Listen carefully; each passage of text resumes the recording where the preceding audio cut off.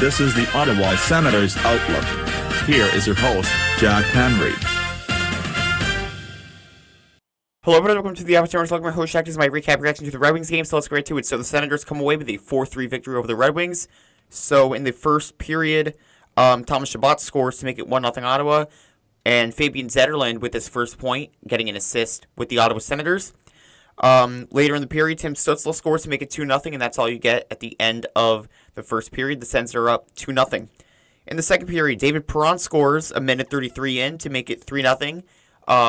David Perron returning to Detroit, I believe, for his second game since coming back to the Senators. I think this is the first game he played in because I think he was out on injured reserve the last time the Senators played the Red Wings in Detroit, and Perron scores in it.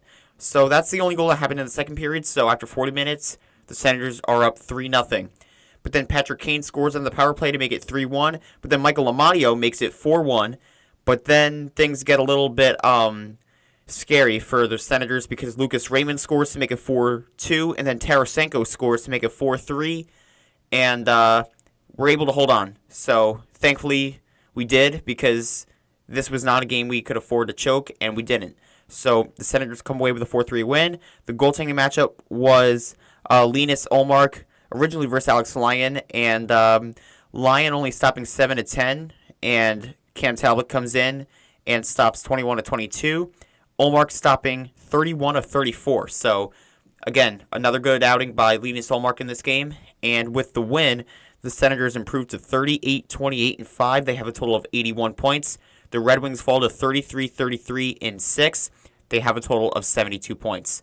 So the Senators are kind of breaking away to give themselves even more of a cushion for a wild card spot here. I'm thrilled with it because right now the Toronto Maple Leafs are on top of the division. Granted, they've played an extra game than Florida. Florida plays Utah on Friday, so it looks like Florida could very well be on top of the division, but I think the Toronto Maple Leafs could definitely win this division, and I think that's the better matchup for the Senators because it looks like the Senators are going to be getting the first wild card, and they're going to most likely be playing whoever wins the Atlantic Division because obviously in the Metro, the Washington Capitals have that, and they very well could win the President's Cup.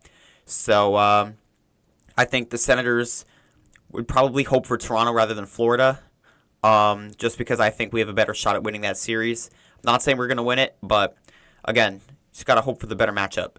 So either way, the Senators find a way to get another win, and like I said, just improving their chances at a playoff spot, and they just got to keep it rolling. So their next game is against the Columbus Blue Jackets on Saturday. I will have a preview for this game probably later on, like probably near the afternoon. So the Blue Jackets do have a game against the Vancouver Canucks. So the Senators game against the Blue Jackets will be the second of a back-to-back for them. We obviously have the day off. So that's all I got to say for this one. A nice win for the Senators, and they just got to keep it rolling. So, like I said, later on I will have a preview for the Blue Jackets game. Comment down below your thoughts on this game. Like and subscribe. But for now, this is Jack the Senators Outlook, and go Sens go. Thank you for watching this presentation of the Ottawa Senators Outlook.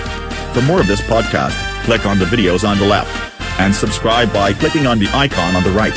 Thank you.